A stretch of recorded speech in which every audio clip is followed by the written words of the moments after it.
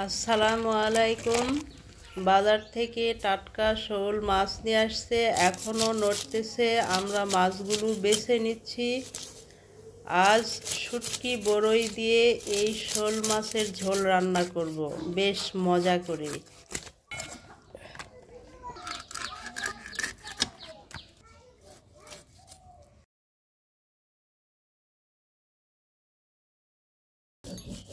আমরা আদা, জিরা, রসুন পাটায় বেটে নিচ্ছি। টাটকা মশলা তরকারিতে সব সময় বেটার। শোল মাছগুলো ভালোভাবে ধুয়ে নিয়েছি এবং ঝাঁকায় ভালোভাবে পানি একদম ঝরিয়ে নিয়েছি। এখন একটি পাত্রে নিয়ে নিচ্ছি। লবণ, মরিচের গুঁড়ো, হলুদ, আদা, জিরা, রসুন বাটা, সামান্য সরিষার তেল। এখন ভালো মতো মেখে নেব।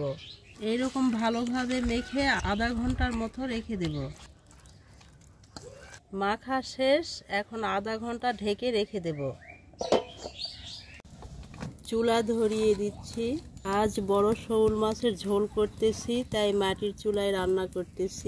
কড়াই গরম হয়ে গেছে, এখন দিয়ে দিচ্ছি সরিষার তেল, শুকনো মরিচ, পেঁয়াজ কুচি, থেঁতা করা রসুন,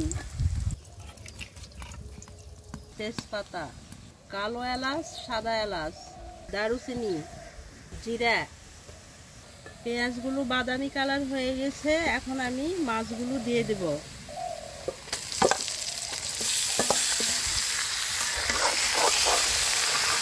আমি মাছগুলো আধা ঘন্টার মতো ঢেকে রেখেছিলাম। আধা ঘন্টা পরই রান্নাটা শুরু করেছি।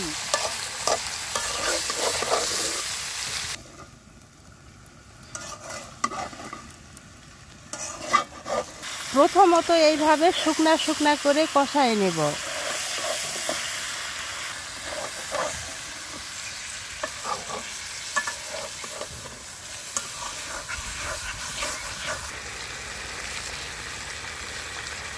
থেঁতা করা আদা দিয়ে দিচ্ছি।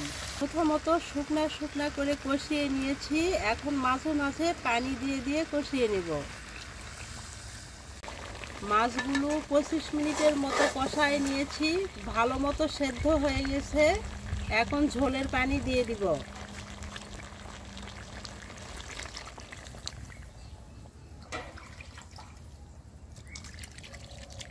মাছ দেওয়ার পরে থেঁতা করা আদা দিয়েছি।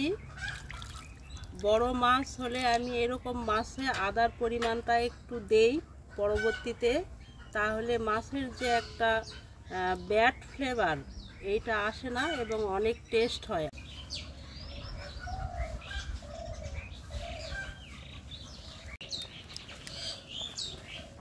এই যে পানিটা সুন্দর মতো ফুটে উঠেছে, এখন দিয়ে দিচ্ছি শুকনো বড়ই।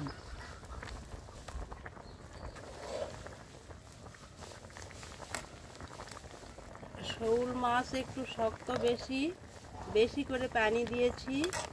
পানিটা যতটাই ফুটবে, শুকায় আসবে, তরকারিটার টেস্ট ততটাই বেড়ে যাবে আর কি। ঝোলের পানিটা বেশি পরিমাণ দিয়েছিলাম এবং বেশিক্ষণ ধরে ফুটিয়ে নিচ্ছি, তাহলে মাছটার অনেক স্বাদ বের হয়। এই যে ফুটতেছে, আর একটু পরে আমি নামায়ে নেব।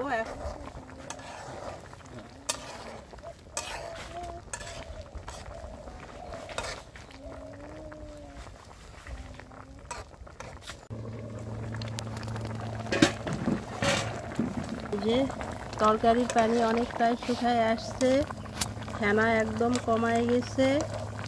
আমার রান্না কমপ্লিট, এখন নামায়ে নেব।